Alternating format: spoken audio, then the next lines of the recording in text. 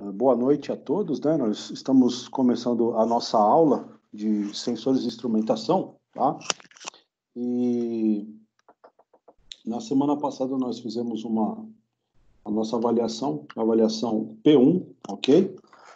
E eu estou planilhando as notas de vocês, os trabalhinhos juntamente com a prova, tá? E aí brevemente eu vou estar lançando as notas de vocês lá e fazendo uma correçãozinha daquelas questões lá, tá bom? Hoje a gente vai precisar avançar um pouquinho.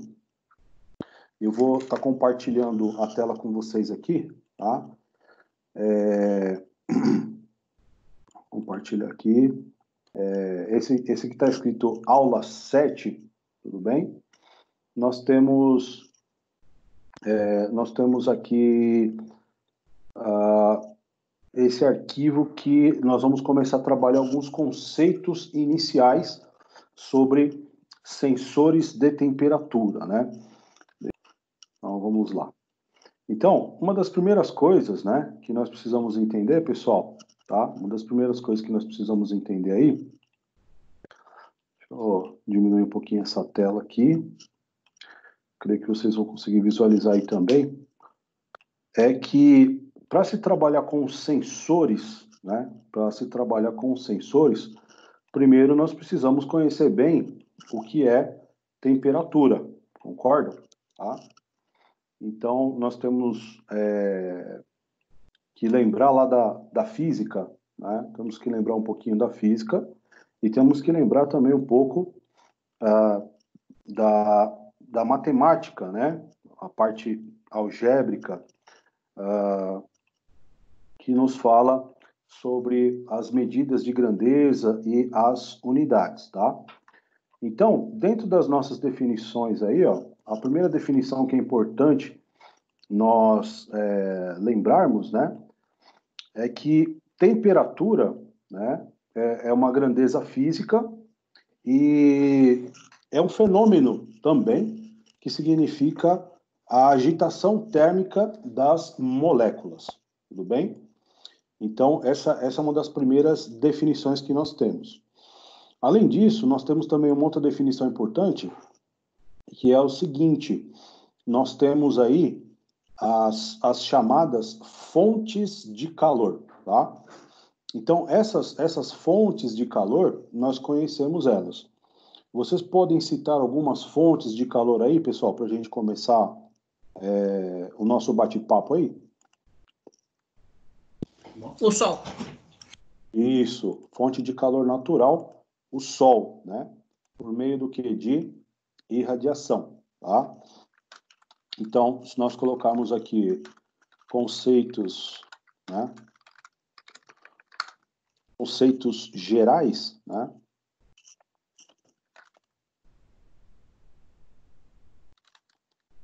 Sobre temperatura.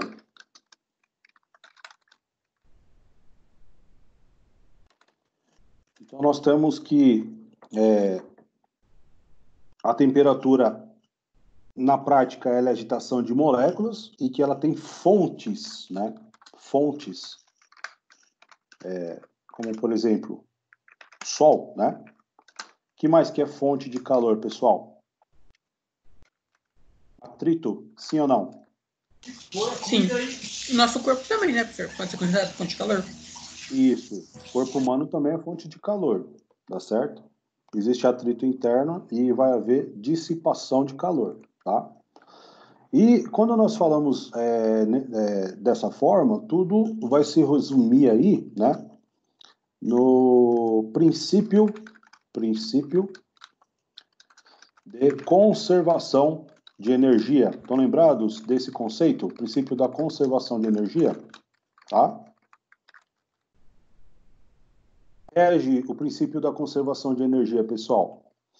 Ele nos diz, né, que a energia não se cria, a energia apenas se transforma. E nós temos dois tipos básicos de energia, né? A energia potencial, né? E a energia dinâmica, né? Potencial e dinâmico, né? Só lembrando que nós temos as equaçõezinhas lá, né? De trabalho, né, e de energia, tá certo? Então é importante estar se lembrando aí dessas características, tá? Agora veja bem, o calor ele é definido como a energia em trânsito, tá? Então o princípio da conservação de energia, se nós formos definir aqui, né? Nós temos lá energia potencial, né? Temos também energia dinâmica, né? Tá? Então, são essas formas de energia que nós vemos na natureza, tá? Então, esses são alguns conceitos iniciais, tá, pessoal, que nós temos que estar tomando nota. Agora, quando a gente vai estudar, quando nós vamos estudar a parte de medição de temperatura, vão existir, basicamente, ela pode estar subdividida em 3 tipos: a pirometria, a criometria e a termometria, tá? Então, a pirometria seria a medição de altas temperaturas, né? Na faixa onde os efeitos de radiação térmica passam a se manifestar. E a criometria é a medição de baixas temperaturas, né? Próximas do chamado zero absoluto. E termometria, ela inclui, né, tanto a pirometria quanto a criometria. Então, basicamente, na indústria, né, nós trabalhamos aqui nessa região aqui, tá certo? Trabalhamos na região de termometria, tá? Que é esse caso aqui, tá certo? Agora, veja bem, pessoal, uma questão bastante importante aí é o seguinte, são os chamados meios de transmissão de calor, tá? Então, nós temos basicamente 3 tipos, que é a condução, a radiação e a convecção, tá? Então, o calor, ele pode ser transmitido por condução, né? Que seria o contato entre as partes, né? A radiação, como por exemplo o Sol, né? E também a convecção, tá certo? Veja bem, aqui nós temos uma escala de temperatura que eu creio que vocês já conhecem também, apenas uma revisãozinha rápida, né? Antes da gente ir direto para os sensores de temperatura, tá? Que nos mostra o seguinte, ó, vou aumentar um pouquinho aqui, vou dar um zoom, tá?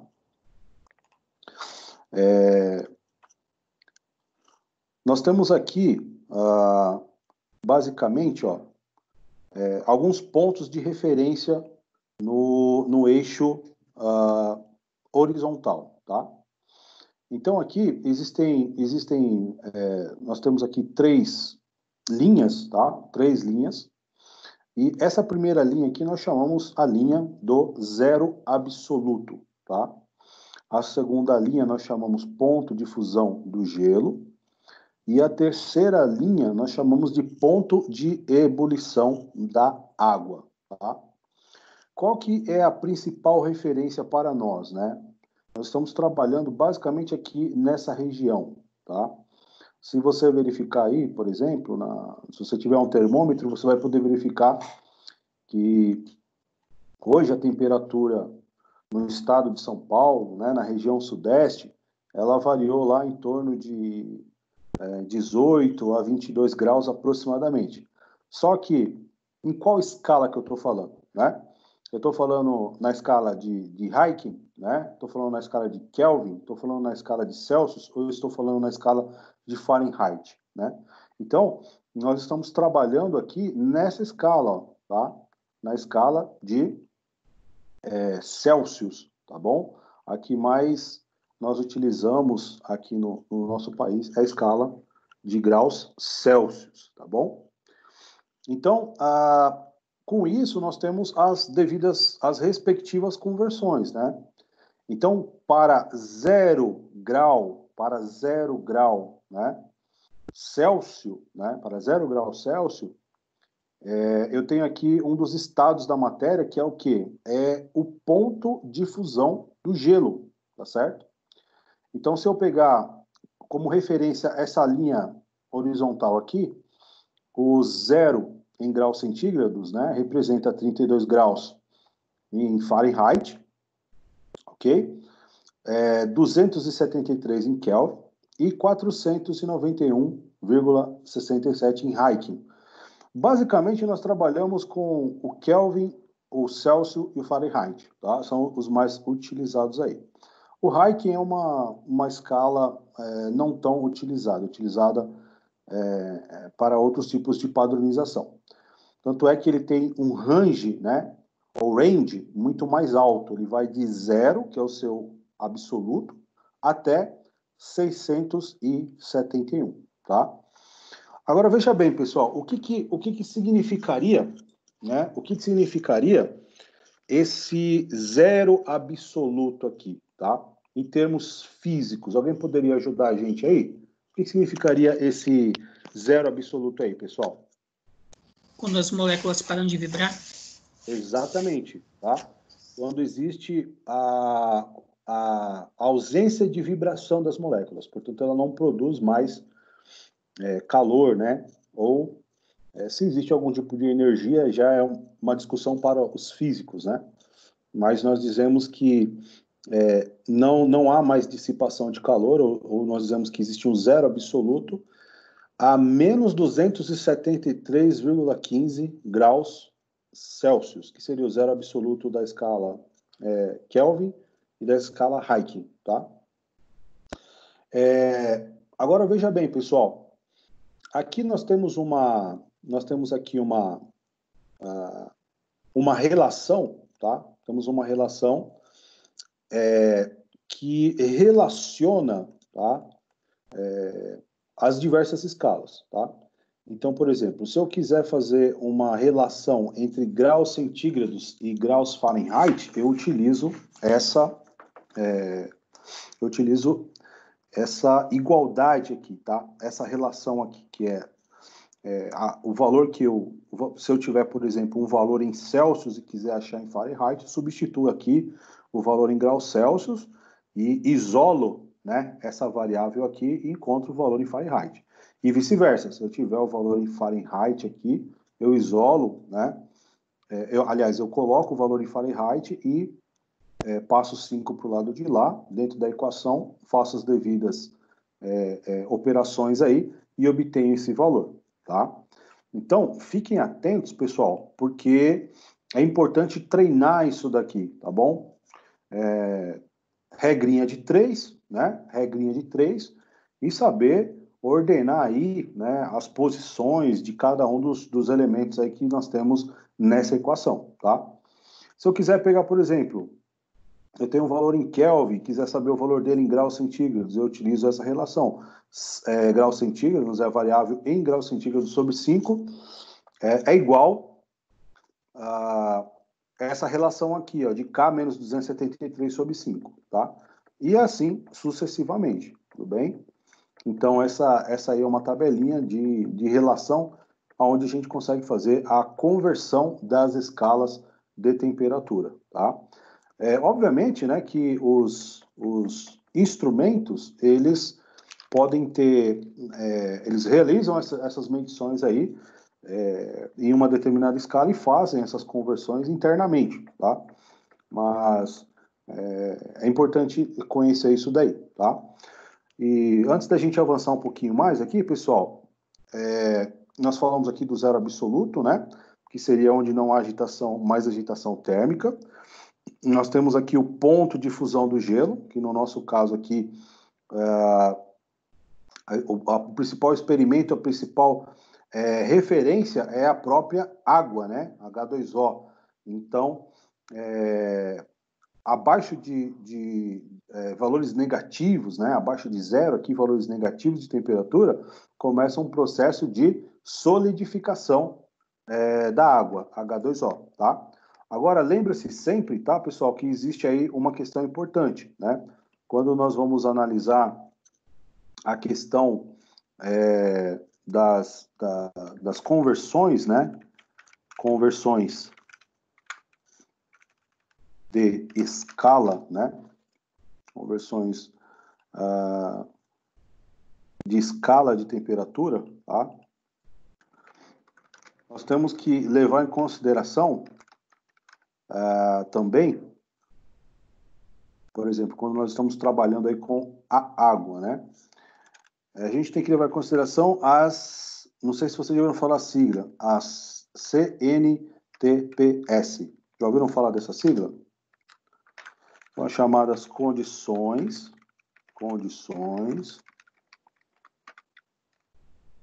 normais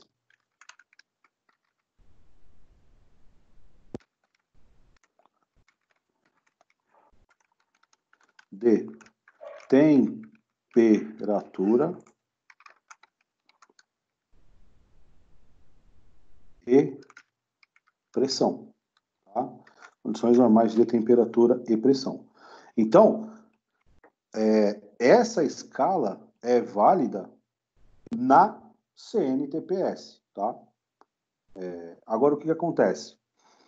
Quando nós temos altitudes muito elevadas, vai haver uma variação de pressão, tá? E aí, esses determinados pontos de ebulição e ponto de fusão da água, eles acabam modificando, tá certo? Então, isso aqui é válido somente para condições normais de temperatura e pressão. E lembrando que a CTNPS, né, a principal referência é o que é o nível do mar, tá? Nível do mar, que a gente chama aí de altitude zero, tá? Altitude zero. Beleza aí, pessoal? Tranquilo? Alguma pergunta até o momento? Tranquilo, professor. Ok. Seguindo em frente aqui, pessoal. Nós temos aqui alguns valores referentes a uma norma internacional chamada de ITS 900, tá? Então, essas normas, nós falamos lá nas aulas anteriores sobre os chamados padrões internacionais, né? O Sistema Internacional de Medida e também os padrões internacionais de medida, né? Então, veja bem, essa norma aqui, ela define algumas referências para que os instrumentos, né, e os sensores possam acompanhar, ok? Então, veja bem, essa norma de 1968, ela designava o seguinte, ó, que a ebulição do oxigênio acontecia a menos 182,962 graus Celsius, tudo bem?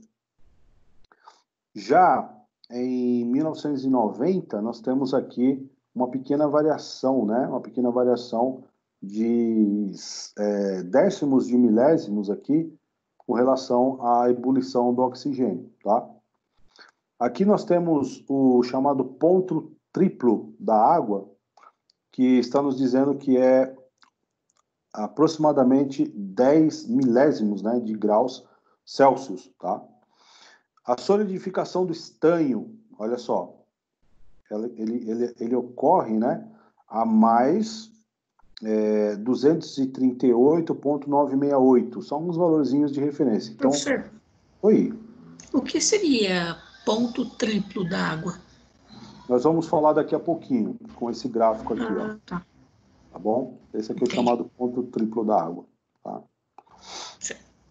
Aí depois nós temos aí a chamada solidificação do zinco, né? Mais 419 graus centígrados, né? Solidificação da prata, 960,930 e do ouro, 1000 graus, tá? Então, temperaturas abaixo disso daí, né? Ou melhor, temperaturas acima disso tornam esses materiais líquidos, tudo bem? Tornam esses materiais líquidos, tá? Então, para você derreter o ouro, você precisa do quê? De muita energia térmica, tá certo? Ó, então, eu tinha falado aqui energia potencial, mas é potencial ou dinâmica, e muitas vezes é chamado também de energia cinética, tá? Que vem de movimento também, tudo bem? Agora, olha só, pessoal, existem os chamados os chamados três estados da natureza, né? Os três estados da natureza são quais? São o sólido, o líquido e o gasoso, ou vapor, tá bom? No entanto, existe ainda um quarto estado da matéria, né? Não sei se vocês já se aprofundaram nisso daí, ou se vocês já ouviram falar, no chamado, nós vamos colocar aqui, né? Estados da matéria, tá? Os estados da matéria. Então, o primeiro que nós estamos vendo aqui é o sólido, depois o líquido, depois o gasoso ou vapor, mas existe um quarto estado da matéria que é o chamado plasma, tá bom? Plasma, tá certo? Então, se vocês visualizarem aqui, ó, eu vou abrir aqui rapidinho.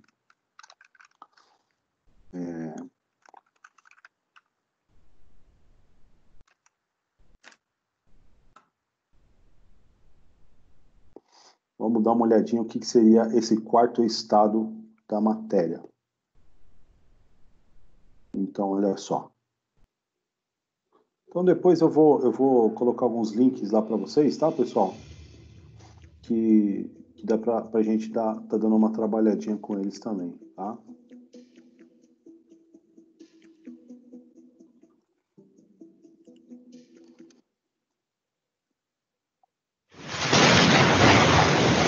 Olha só.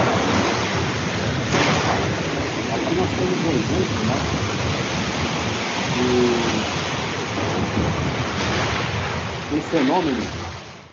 De um fenômeno, tá? Um dos fenômenos da natureza. Muito comum, né? Na física, né? Muito comum na natureza, que são natureza que mais raios, nos encanta, tá? E nos deixa assustados ao mesmo tempo, o raio. Talvez você já tenha se perguntado, do que é feito um raio? Em qual estado da matéria ele se encontra? De um gás, líquido ou sólido? Na realidade, nenhum dos três. O estado físico dos raios é chamado de plasma.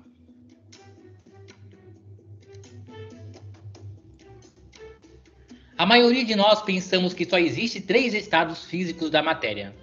Porém, na realidade, há muitos outros, e em certas condições, é possível chegar ao chamado quarto estado da matéria, o plasma. Plasmas possuem algumas características aos gases, pois também não possuem formas nem volumes fixos, mas apresentam uma densidade muito menor.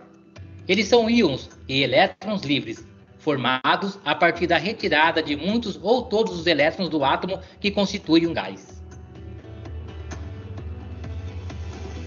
Podemos dizer que o plasma, também conhecido na física como o quarto estado físico da matéria, é formado quando uma substância no estado gasoso é aquecida até atingir um valor tão elevado de temperatura que faz com que a agitação térmica molecular supere a energia de ligação que mantém os elétrons em órbita do núcleo atômico. Os elétrons acabam soltando-se e a substância torna-se uma massa disforme, eletricamente neutra e formada por elétrons e núcleos dissociados. Em nosso dia a dia, é comum encontrarmos as substâncias em seus 3 estados físicos da matéria, sólido, líquido ou gasoso. O plasma é um outro estado da matéria. A sua obtenção não é facilmente encontrada na superfície do nosso planeta, porém, ele constitui 99% de tudo que existe no universo. Isso porque grande parte dos astros celestes é formada por substâncias nesse estado de agregação. O Sol, por exemplo, é todo constituído por matéria na forma gasosa e de plasma, pois as estrelas, por serem gases a temperaturas muito altas, têm as suas partículas carregadas eletricamente, que formam o plasma.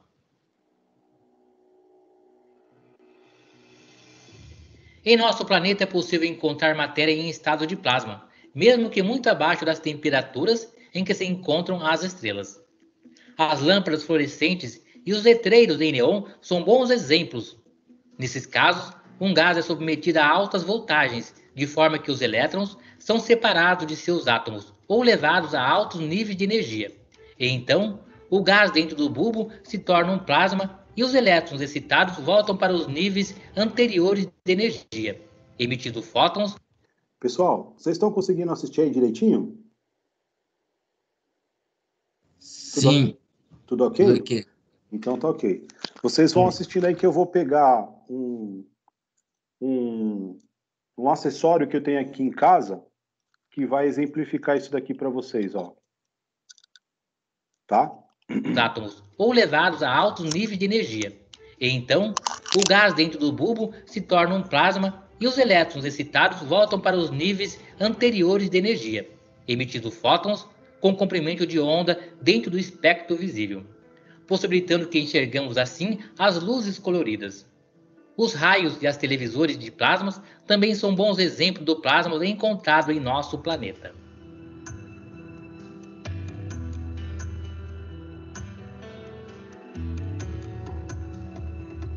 Para compreendermos melhor como se forma o plasma, tomemos como exemplo o caso da água.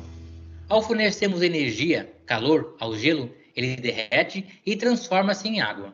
Ao fornecer energia à água, ela evapora e transforma-se em vapor. Se fornecermos mais energia ainda ao vapor, a agitação térmica molecular será maior do que as forças de ligação que mantêm os elétrons em órbita e ocorrerá ionização dos gases, oxigênio e hidrogênio, o que fará com que as substâncias tornem-se condutora de eletricidade e calor. Essa comparação com a água é apenas para demonstrar como o processo funciona.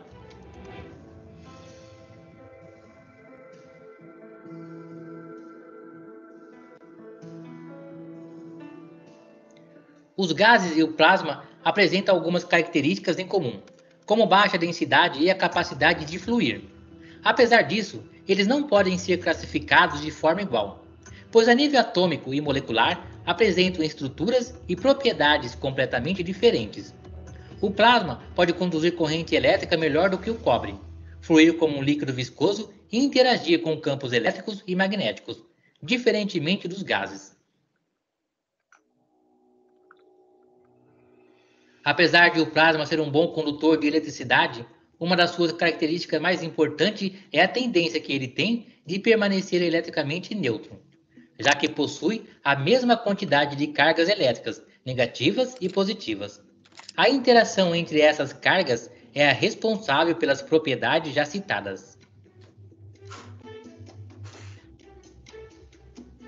Além disso, o plasma sempre emite luz ao entrar em contato com alguma excitação elétrica e com campos magnéticos. Um exemplo disso são as auroras polares, que se formam a partir da interação entre as partículas solares carregadas e o campo magnético terrestre. O primeiro cientista a descrever o plasma foi o físico inglês William Crookes, na década de 1950, após a criação do tubo de raios catódicos. Este é constituído por um tubo de vidro, preenchido por gases a baixa pressão que, ao serem submetidos a uma diferença de potencial, tornam-se condutores. Quando um gás conduz eletricidade, pode-se observar a formação de pequenos raios, que são denominados de raios catódicos. Eles têm a propriedade de emitir luz quando se chocam com as paredes de vidro do tubo, gerando assim o plasma. Alguns anos mais tarde foi J. J. Thomson que descobriu o elétron através do tubo de raios catódicos. Somente em 1928 que Irving Lugme deu a esses raios o nome de plasma, por suas características diferentes de tudo que já havia visto, e de levemente lembrar o plasma sanguíneo. Em alguns artigos é dito que o fogo está na forma de plasma, mas isso não é verdade, pois o fogo não é uma manifestação material, portanto, não pertence a nenhum estado da matéria. O fogo é uma manifestação energética, decorrente de reações físico-químicas. Podemos encontrar plasma ainda nas auroras boreais, que são produzidas nos polos da Terra. Um forte abraço a todos. Se inscrevam no canal para novos vídeos e até o próximo vídeo.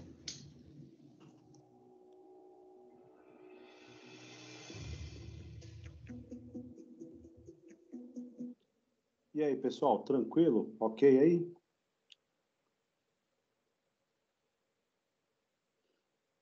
Agora, Ok, professor. agora legal. Dê uma olhadinha nesse material aqui, ó, que eu trouxe para vocês darem uma olhadinha.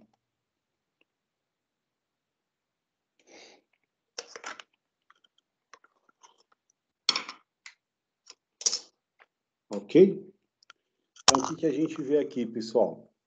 Isso aqui é um neon da Monster, tá? Vocês devem conhecer essa marca, né? E ele é um exemplo típico, né, de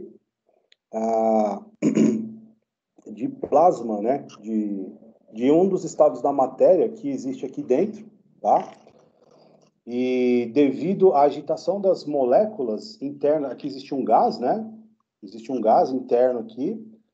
E eu vou virar um pouquinho aqui para vocês verem, ó. Na parte de trás aqui existe um transformador, ó. Essa parte aqui é o transformador, tá?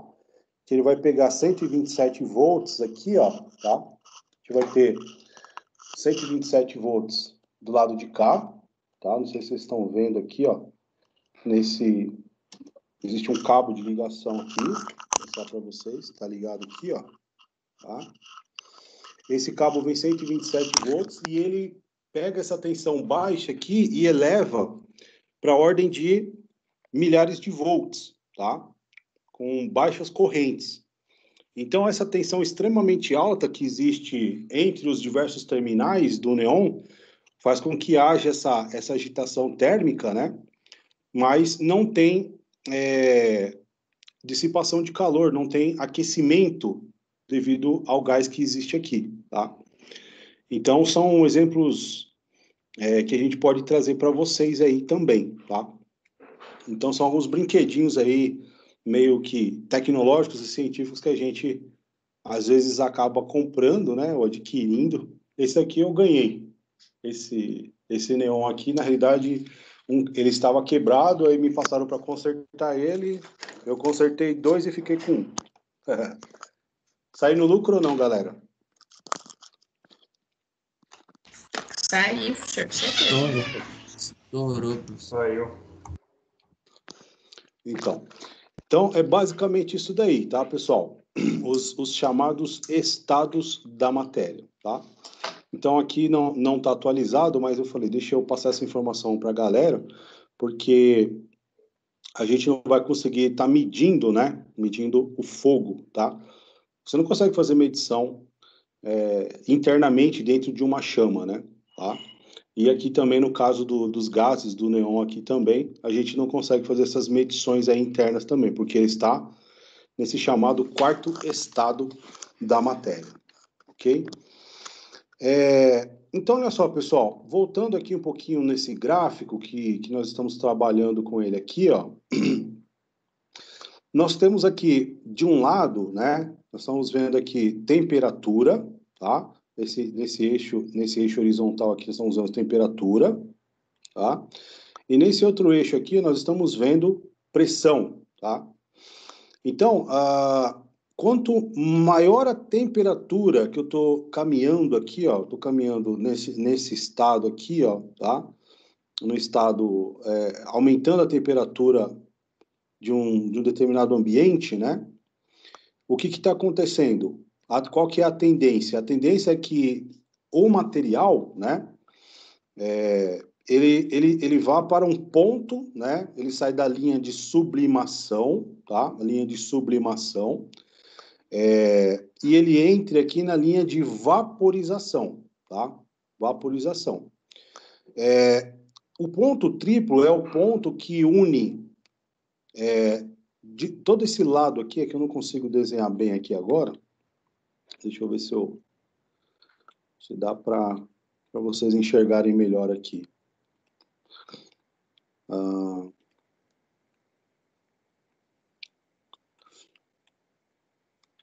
Também não deu. Vamos pegar aqui esse pontinho aqui, ó. Olha só, toda essa região aqui, ó. Opa.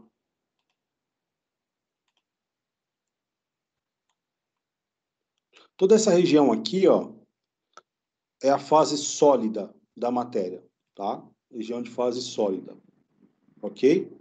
Toda essa região aqui, ó, é a chamada fase líquida, ok? Entre a linha de fusão e a linha de evaporação aqui, fase líquida. Entre a linha de sublimação e a linha de fusão, fase sólida. E entre a linha de sublimação e a linha de vaporização, nós temos o vapor, tá certo? Então, aqui, por exemplo, o exemplo da linha de sublimação, né? Ó, quando você está trabalhando aqui com um exemplo da neve, né? As gotículas de H2O, né? Que conforme a temperatura ela sai rapidamente do estado sólido, né? E entram, saem rapidamente do estado líquido e entram no estado sólido conforme vai caindo a temperatura e vai modificando a pressão, tá? Então, dá para vocês pesquisarem também, eu já passei um vídeo, daria para passar outro, mas nosso tempo é meio curto, dá para vocês pesquisarem depois, tá? Quem tiver curiosidade. Então, são basicamente esses estados aqui que a gente pode verificar a temperatura, tá? Agora, professor, por que você está explorando tanto essa parte aí? Por que não vai direto para o sensor, pessoal? Porque não tem como você fazer a seleção do sensor corretamente se você não conseguir compreender em que tipo de estado, né, que você vai precisar imergir o seu sensor, tá? Eu vou precisar medir a temperatura de um sólido, eu vou precisar medir a temperatura de vapor, eu vou precisar medir a temperatura de líquido, tá? Então, o tipo do a medida é a mesma, a temperatura é a mesma, mas o encapsulamento do sensor é diferente, tá? E muitas vezes, no projeto de sensoriamento, você vai precisar levar em consideração os valores máximos de temperatura que ele suporta, os valores máximos de pressão que ele suporta. Eu preciso também, no caso, que esse meu sensor, que vai estar imerso em um líquido, ele tenha também um grau de proteção, né? Dependendo da característica desse líquido, se é um líquido corrosivo ou não corrosivo, tá? Qual que é o limite máximo também de temperatura, e todas essas variáveis aqui para a escolha de um determinado sensor, tá? O sensor para medição de sólidos também é a mesma coisa. O sensor para medidor de vapor também é a mesma coisa. Eu preciso selecionar de acordo com as características, tá? Aqui, pessoal, nós temos algumas normas, tá? Algumas normas referente a sensores, que são as chamadas normas internacionais, tá? Então, a gente tem a IPTS de 68 e a ITS de 90. Além disso, né, as normas ANSI, DIN, GIS, BS, né, que é British Standard, entre outras, né, elas acabam conversando entre si, tudo bem? E, obviamente, que aqui no Brasil nós vamos ter, né, o Brasil ele é signatário da IEC e das próprias normas brasileiras, que é da Associação Brasileira de Normas Técnicas. Ok? Alguma pergunta até aí, pessoal? Tudo bem? Tudo bem, certo? Ok, então vamos lá. Avançando um pouquinho mais aqui, ó. Aqui a gente tem um exemplo de um instrumento, né? Um instrumento de medição, né? De temperatura mecânico, né? Ele é o termômetro. Então, para entender o princípio de funcionamento do termômetro, né? Nós já temos aí a ideia e o conhecimento, né?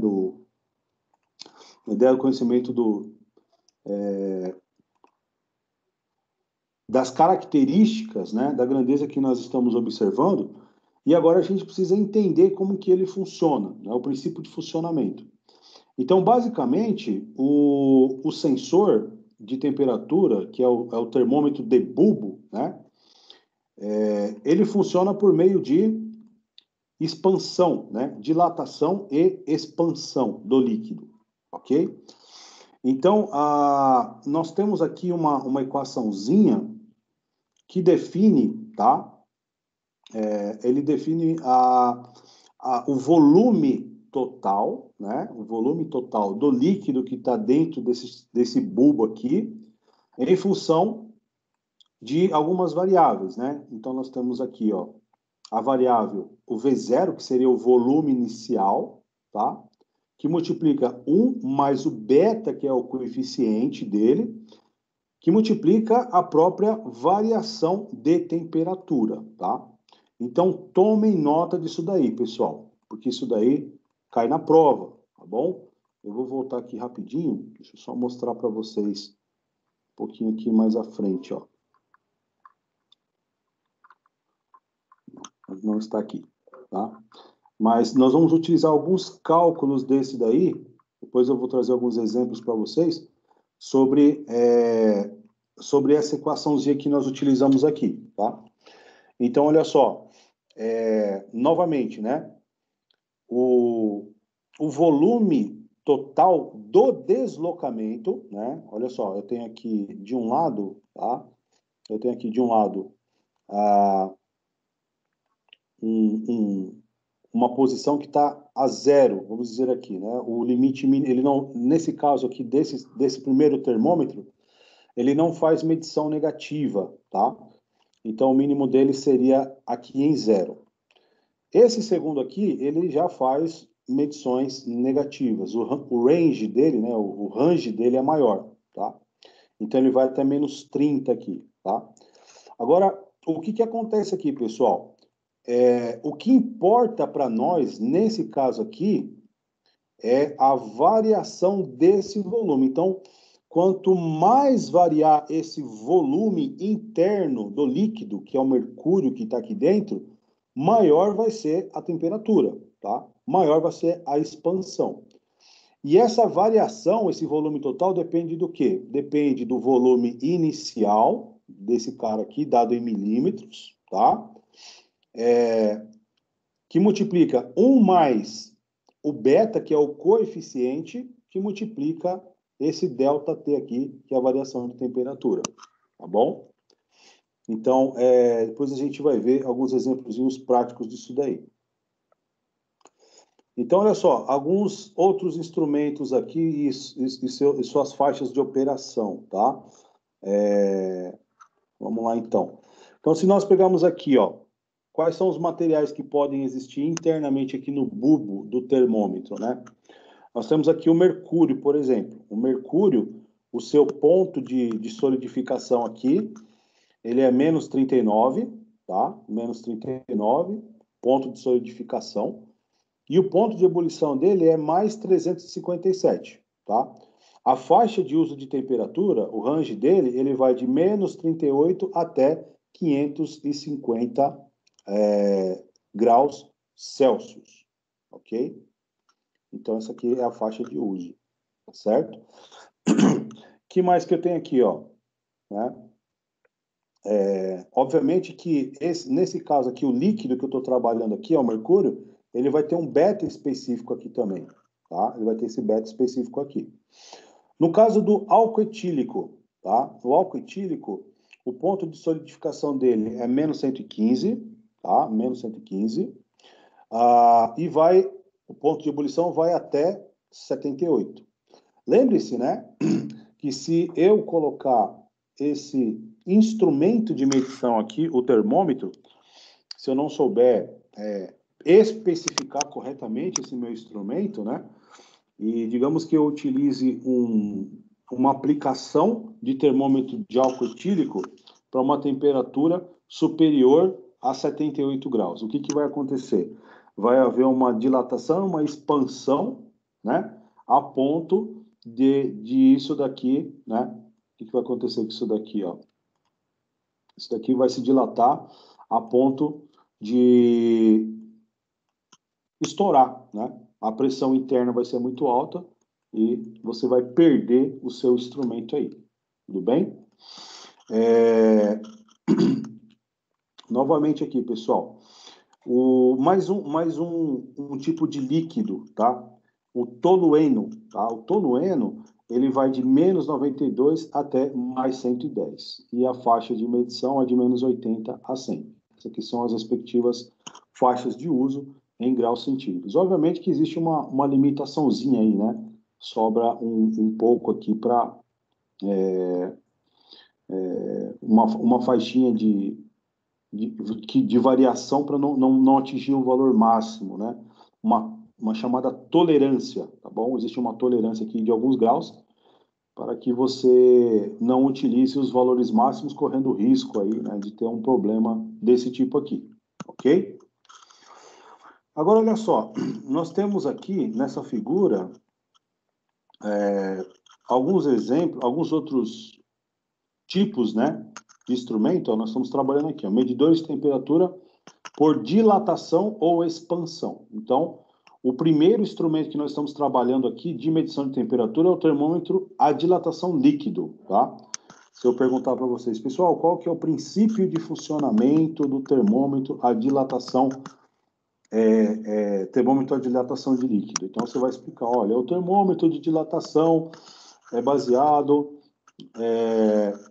o seu princípio de funcionamento é baseado na expansão ou na dilatação do líquido, que pode ser o mercúrio, o álcool etílico ou tolueno, cujos pontos de solidificação são específicos para cada um, suas faixas de uso específicas para cada um, e tal, ok? O segundo tipo, vamos pegar aqui, né? Na realidade, não é o segundo tipo, nós estamos falando do mesmo tipo, mas de construções diferentes, né? Então, a gente pode pegar aqui esse tipo de construção aqui, né? Então, existe aqui embaixo um bulbo, tá? Aqui existe um bulbo. E aqui, dentro desse bulbo, vai estar um determinado líquido, que pode ser o mercúrio ou o álcool etílico, tá? O que acontece, pessoal? Vai existir líquido aqui no bulbo e também por todo o capilar, que nós chamamos que é um circuito, né? Por onde existe todo esse líquido, tá certo? E conforme há a variação da temperatura, nós estamos falando aí que se existe variação da temperatura, né, vai existir transferência de energia. Então, se existe transferência de energia, está havendo uma conversão de energia térmica em energia mecânica, tá? Da mesma forma aqui, ó, né, essa energia térmica que está sendo aplicada aqui nesse líquido está sendo transformada em energia mecânica. E ela está tentando vencer o quê? A própria força da gravidade, né? Existe aqui, né, uma força peso do ar, o ar tem peso, né? Ele está tentando vencer essa força aqui subindo, tá? Convertendo energia mecânica em energia térmica, tá? Da mesma forma, esse circuito ele pode virar isso daqui, ó, né? Eu tenho esse líquido aqui, que ele vai estar, pode ser o mercúrio ou álcool etílico, e quando ocorre a dilatação desse líquido por meio da temperatura, vai haver um movimento, né? Vai ocorrer um movimento aqui nesse mecanismo, tá? Esse mecanismo interno aqui, ele vai se movimentar. E o que vai acontecer, pessoal? Né? Ele vai transferir esse movimento para onde?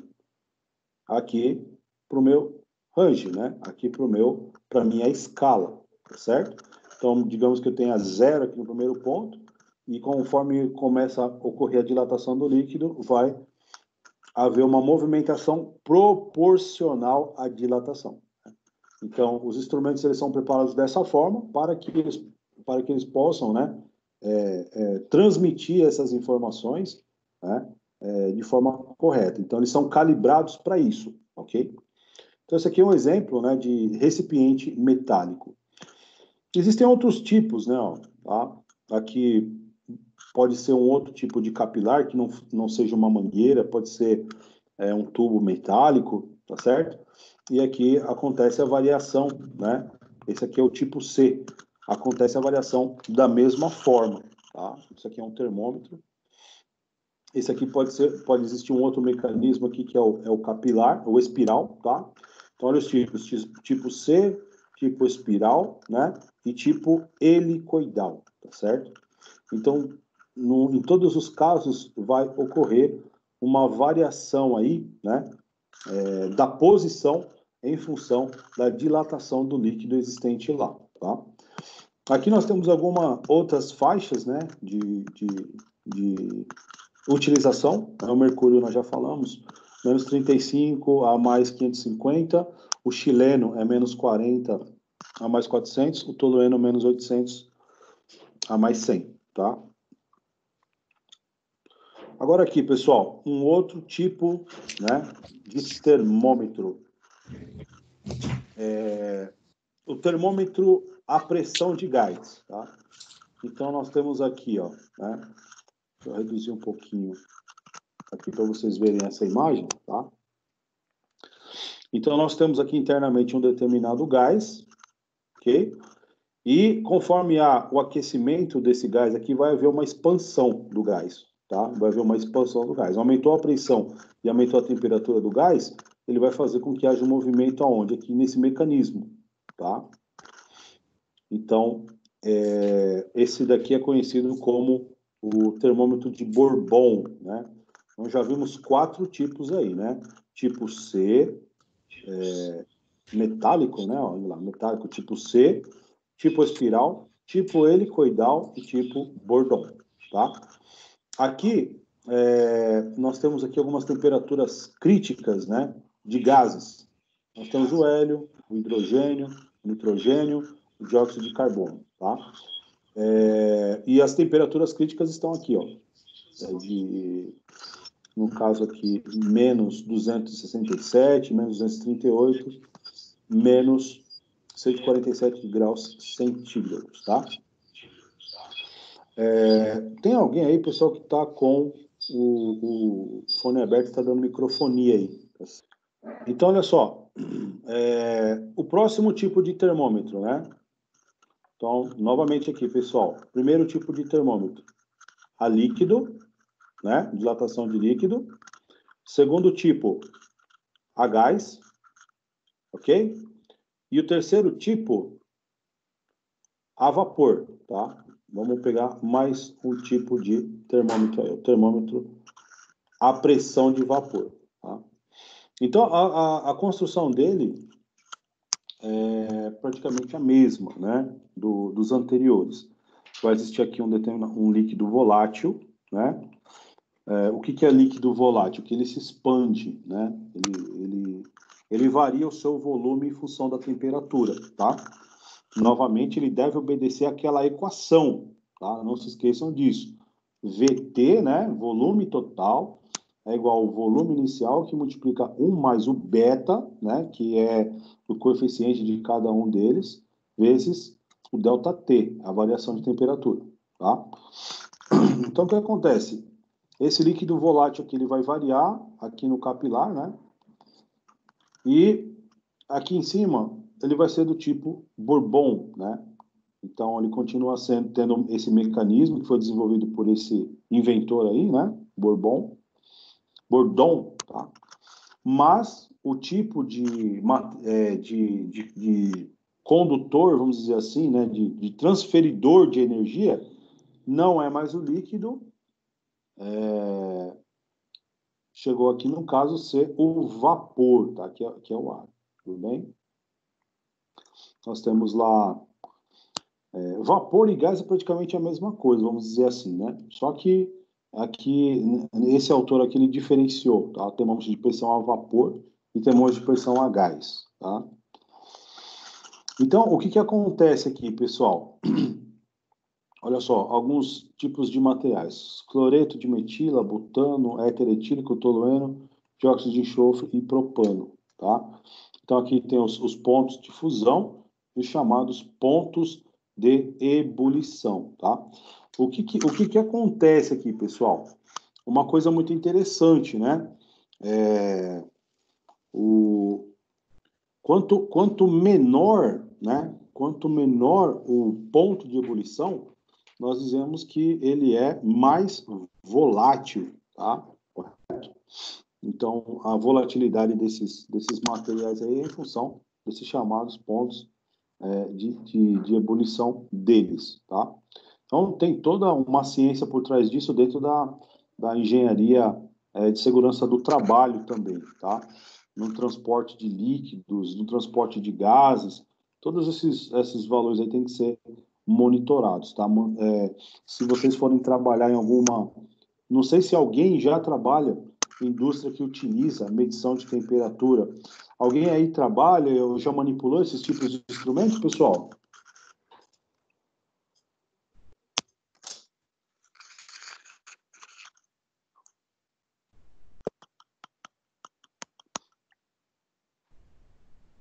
A gente chega a ter instrumento de medição de temperatura, mas eu nunca cheguei a um anunciamento, professor.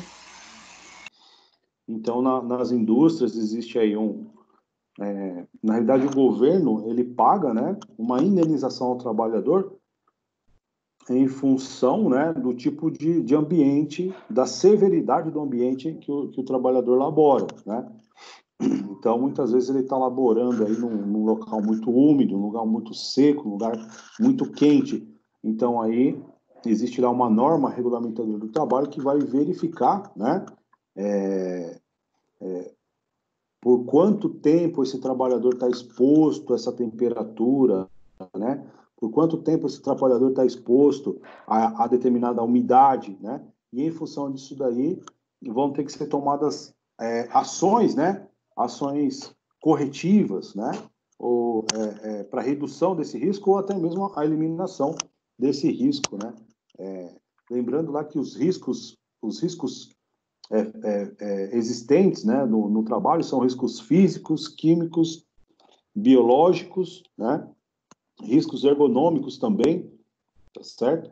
E um dos riscos físicos é a temperatura, né, físico de muito calor ou muito frio, tá? E também envolve também risco ergonômico também, ok? Agora, olha só, pessoal, existem também os chamados termômetros à dilatação de sólidos, tá? Esse aqui é bastante interessante também, tá? Então, esses termômetros de dilatação de sólidos, só voltando aqui nos nossos slides aqui, ó, tá? Olha só, nós trabalhamos aqui primeiro nessa faixa aqui, correto? Trabalhamos na faixa dos líquidos, né? Agora nós estamos trabalhando com os termômetros que vão medir temperatura em materiais sólidos, tá? Por meio de sólidos, ok? Então, o que vai acontecer? Quando nós estamos trabalhando com líquido, a principal variação é em função do volume, tá? Em função do volume. Lembrando que volume possui quantas dimensões, pessoal? 3, né? O volume possui 3 dimensões. Altura, né?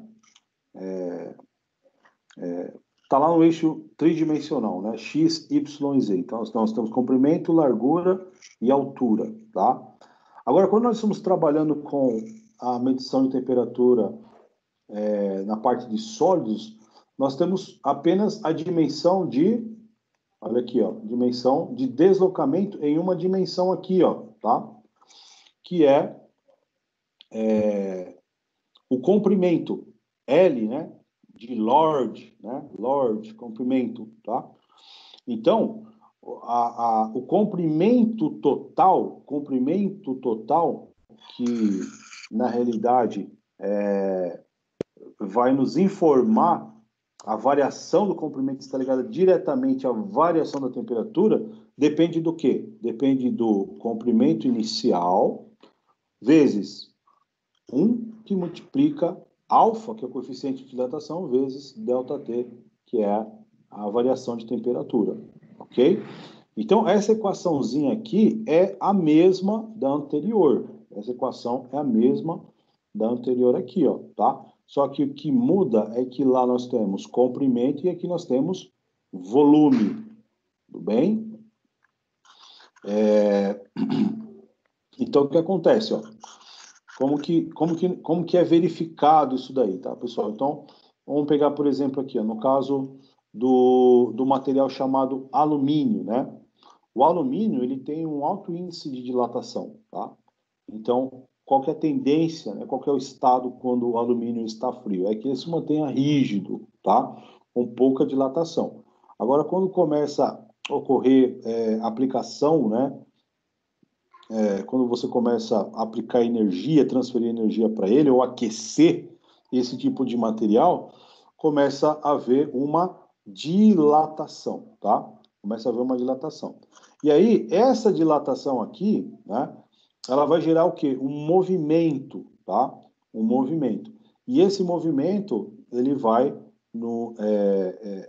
ele vai haver uma variação dessa posição, né?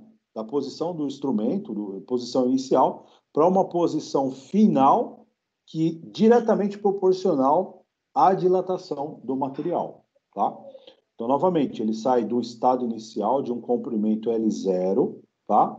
E ele vai até um comprimento total em função do quê? Em função da sua dilatação, tá? O máximo que ele pode dilatar e o mínimo que ele pode dilatar, tá? Então, essa dilatação ocorre, olha aqui o instrumento aqui dentro, né, internamente, ele começa a variar e essa variação aqui de comprimento vai ser transferida aqui pro mostrador, tá? Esse mostrador aqui que vai de 0 até 75, por exemplo. Ok? Alguma dúvida até aí, pessoal? Alguma pergunta? Tudo bem por enquanto? Tudo bem, professor. Ok. Agora, olha só. Nós falamos dos instrumentos, né? Os principais tipos de instrumento de temperatura, né? Os chamados termômetros. Nós vamos falar de mais alguns outros tipos de instrumentos que nós chamamos de sensores, tá? Então, os sensores de temperatura são elementos transdutores, né, que alteram uma ou mais de suas características físicas, ou seja, é uma conversão, né, de estado, né, ao se equalizar com o meio para determinar a temperatura. Então, essa é a definição, tá? Eles podem ser de 3 tipos, então tomem nota aí, pessoal. Os 3 tipos de sensores de temperatura, né, podem ser os bimetálicos, os pares termoelétricos, o NTC e o PTC, tá? Então, o par bimetálico, né? O princípio de funcionamento dele é esse daqui, ó, o sensor de temperatura bimetálico, tá? Então, o que acontece? Nós temos aqui uma ilustração, tá? Nós temos uma determinada ilustração onde nós podemos observar aqui o princípio de funcionamento de um outro material que vocês já devem conhecer, que vocês devem ter na casa de vocês, que são chamados disjuntores, tá? Então, esse circuitinho que vocês estão vendo aqui, ó, positivo vem aqui e negativo vem aqui, eles são 2 terminais de conexão, tá? São 2 terminais de conexão. Então, o que acontece? Um disjuntor, por exemplo, ele está ligado e circula uma corrente por ele, tá? Está circulando uma corrente por ele. Quando existe uma temperatura ajustada e uma temperatura dentro dos seus limites, dentro da sua faixa de operação, ok? Quando começa a circular uma corrente maior do que a faixa de operação dele aqui, ó, tá? O que vai acontecer? Nós sabemos que a circulação de corrente elétrica faz com que haja o quê? Um aumento da temperatura e uma dissipação de calor nos condutores, através do chamado efeito Joule, tá? Então, quando começa a ocorrer o chamado efeito Joule aqui, né, devido à corrente que está circulando, esse calor aqui vai ser transferido aqui, né, por condução, até esse material aqui que é o aço, tá? E ocorrendo essa dilatação, vai haver uma abertura desse circuito, tá? Impedindo que essa corrente alta venha circular aqui também, tá bom?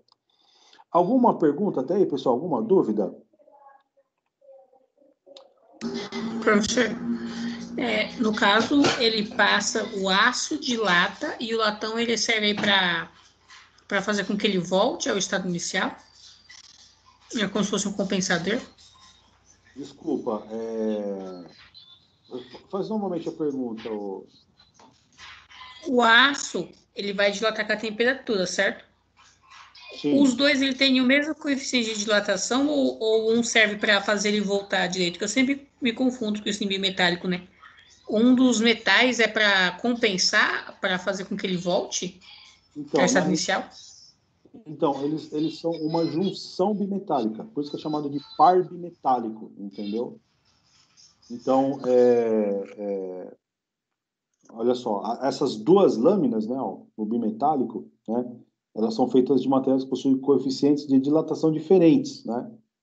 Então, eu tenho uma que tem um maior coeficiente, eu tenho uma outra que tem um menor coeficiente. O que que garante, o que faz com que isso aconteça?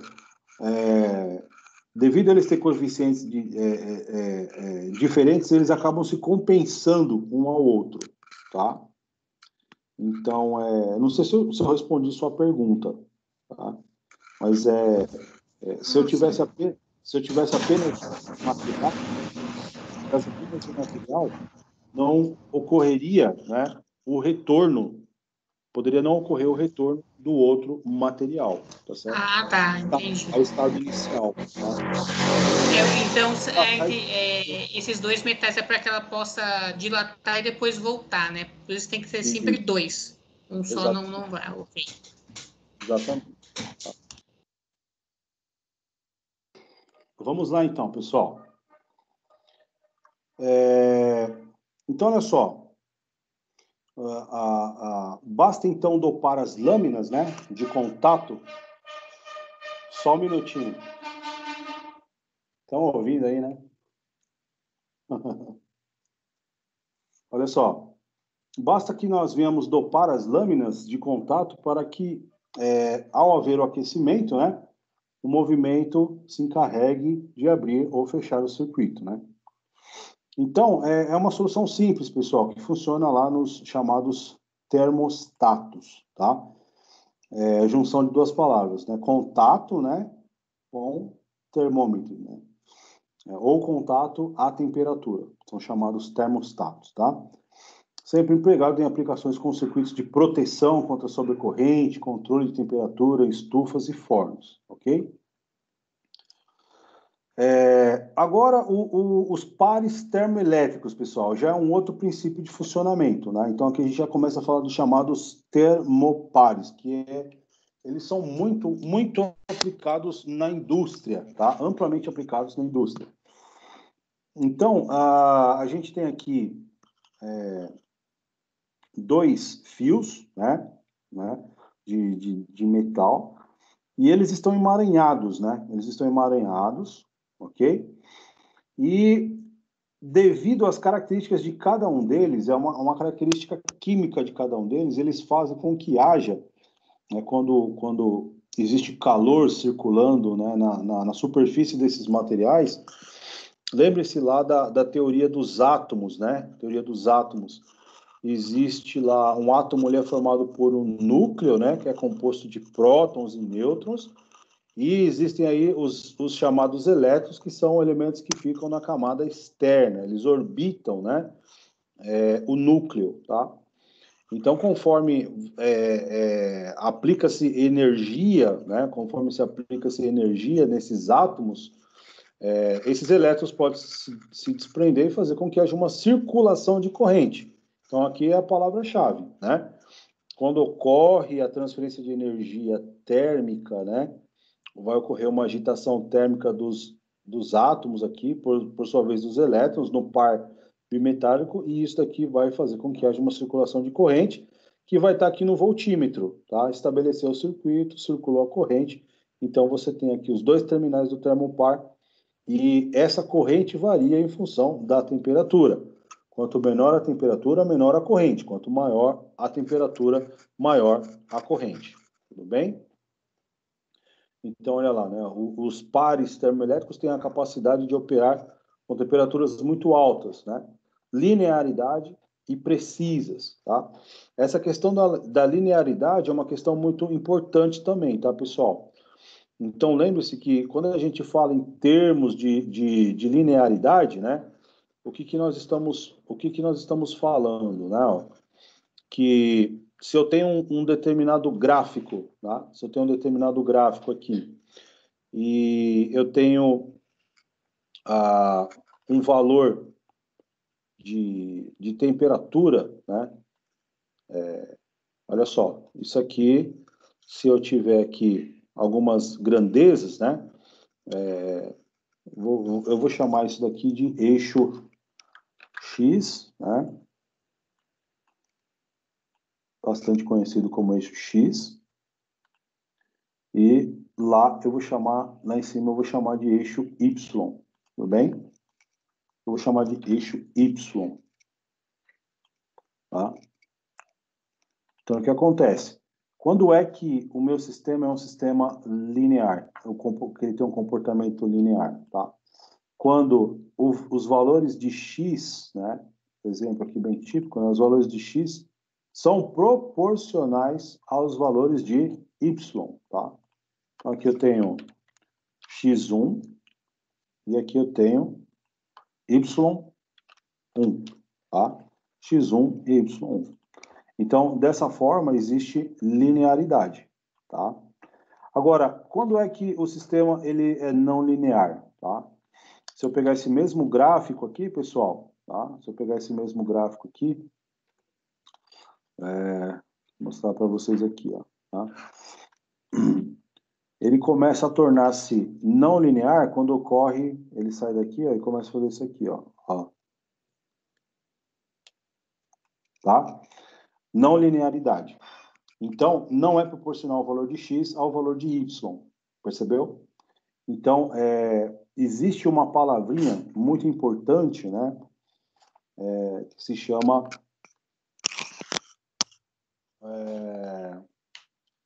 histerese, tá? Gravem essa palavra aí, histerese. Então, a histerese tem a ver com o grau de saturação, né? O grau de saturação dos materiais, aonde eles vão reagir, aonde eles vão estar reagindo de acordo com a energia que está sendo aplicada neles, tá? Então, isso é muito utilizado na eletricidade quando a gente fala de núcleos de transformadores, tá certo? Então, é um outro conceito, mas que dá para ser aplicado aqui também, tá? Ok, aqui temos algumas figuras, né, dos chamados pares termoelétricos, ok? Então, um dos conceitos é esse daqui, pessoal. Quando os dois metais formam uma junção, né, e um deles está numa temperatura diferente do outro, aparece entre eles uma tensão proporcional à diferença de temperatura. Então, se nós perguntarmos para vocês, pessoal, qual que é o princípio de funcionamento de um termopar? Então, está aqui, né? Essa é a definição. São instrumentos, né, que funcionam através da junção de dois metais e quando é aplicada uma determinada temperatura, cada um vai assumir valores diferentes e essa diferença de temperatura produz o quê? Né? Uma tensão em seus terminais, ok? Então, quando a gente observa essa tensão variando aqui, ó, a corrente que vai circular aqui vai ser diretamente proporcional à temperatura. Então, aumentou a corrente, aumentou a temperatura. Baixou a corrente, baixou a temperatura. Tá? Quando se procede à escolha de um termopar, deve-se ponderar qual o mais adequado, né, para a aplicação desejada. Então, aqui existem vários tipos de termopares, tá, pessoal? Como a gente vai ver um pouquinho mais à frente, tá?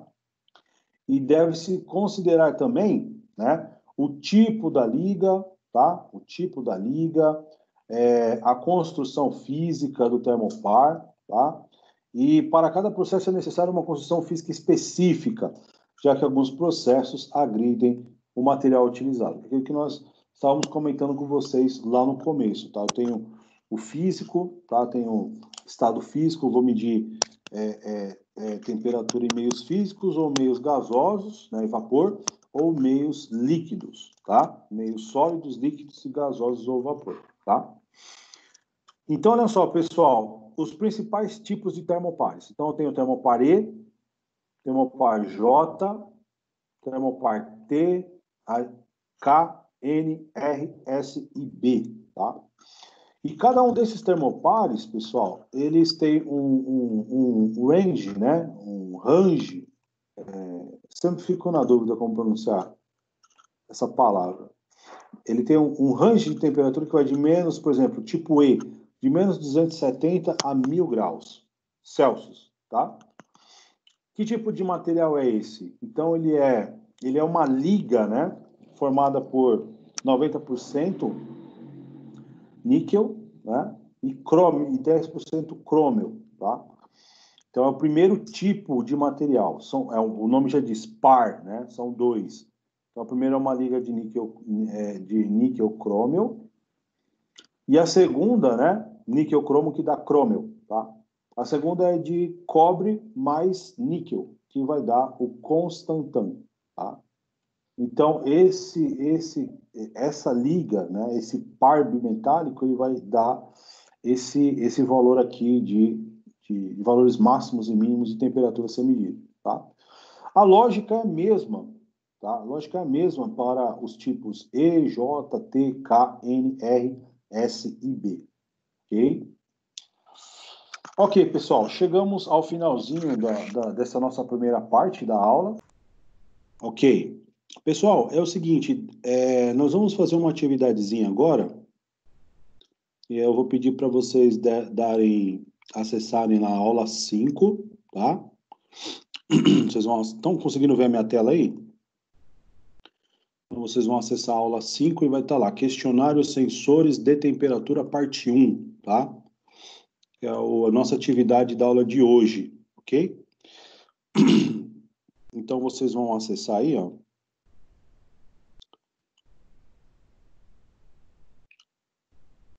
Vou explicar aqui para vocês, tá? Vou ler com vocês. Então, vamos lá. Questionário sensores de temperatura, né? Parte 1, ok? Sensores de instrumentação. Então, a primeira perguntinha, pessoal, ela vai estar... As questões vão estar aleatórias para vocês aí, tá? Então, olha só. Essa aqui vocês vão aplicar aquela equaçãozinha que eu estava mostrando para vocês, que é a tensão da variação de comprimento. Então, você tem lá, ó, uma barra de ferro de 2 metros de comprimento, cujo coeficiente de dilatação é 1,2 vezes 10 a menos 5, encontra-se uma temperatura ambiente de 25 graus, tá? Esse corpo é, então, exposto... Olha aqui, ó, né? Eu já te dei a primeira informação, aqui, ó, o alfa, tá? Alfa é 1,2 vezes 10 a menos 5, tá? A temperatura ambiente vai ser o quê? O meu ΔT, né? ΔT, lembre-se, ΔT é a temperatura final menos a inicial, tá? Aqui, ó. Prestem bastante atenção aqui, ó, tá? Deixa eu voltar na aulinha anterior aqui, ó. Olha só. Esse ΔTzinho aqui, ó.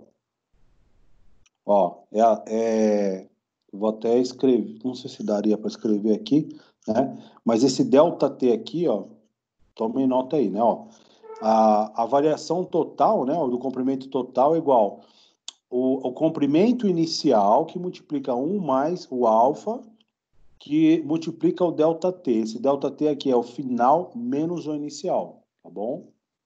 Não se esqueçam disso. Então, esse corpo é exposto a uma fonte de calor, atingindo, ao final do aquecimento, uma temperatura de 100 graus. Então, olha o ΔT final menos a inicial. Então, a variação total é 100 menos 25, que vai dar 75, tá? Então, você vai achar... Ela tem 2 metros, que o L0, que é o comprimento inicial. Então, eu estou pedindo para vocês calcularem aí a dilatação sofrida pela barra, que seria quem? O L total, né? E o comprimento da barra. Então, o comprimento total da barra depois da dilatação vai ser o quê? O valor da barra mais o valor da dilatação. E a da dilatação é só o que vocês acharam aí, tá? Bem simplesinho, ok? A segunda questão aí vai estar diferente para vocês, tá bom? Vai estar mixado aí, no caso de vocês aí. Então, você vai pegar 120 graus Fahrenheit, vai passar para Kelvin, 35 Kelvin para Fahrenheit e menos 125 Kelvin, vocês vão passar para graus centígrados, ok? Utilizem esse cara aqui, ó, né? Utilizem essa relação aqui que eu tinha mostrado para vocês. Tá, ó, utilizem essa relação aqui que vocês vão conseguir resolver essa questão, tá? A terceira, diferencie condução, radiação e convecção de calor, A quarta, qual a diferença entre pirometria, criometria e termometria? A quinta, sobre as normas relativas aos termopares, né? Explique o significado das letras em relação com a faixa de temperatura e o tipo de material. Essa daqui é um pouquinho mais trabalhosa, tá? Vocês vão explicar aí. Baseado naquela tabelinha que eu mostrei para vocês. A sexta, explique como ocorrem os efeitos termoelétricos utilizados para a classificação dos termopares, tá? O sétimo, ó, aqui é também o princípio de funcionamento de um termômetro, idêntico àquela primeira questão que eu mostrei para vocês, só que agora eu estou utilizando o volume, tá? A oitava questão, com relação à medição de temperatura, indique os processos, né, onde podem ser aplicados e quais suas utilidades, tá bom? Por que eu mexo com medição de temperatura? Tá? Em quais locais? Quais são as particularidades? Depois, vocês vão responder essa nona aqui, ó. Explique a diferença entre os sensores, né?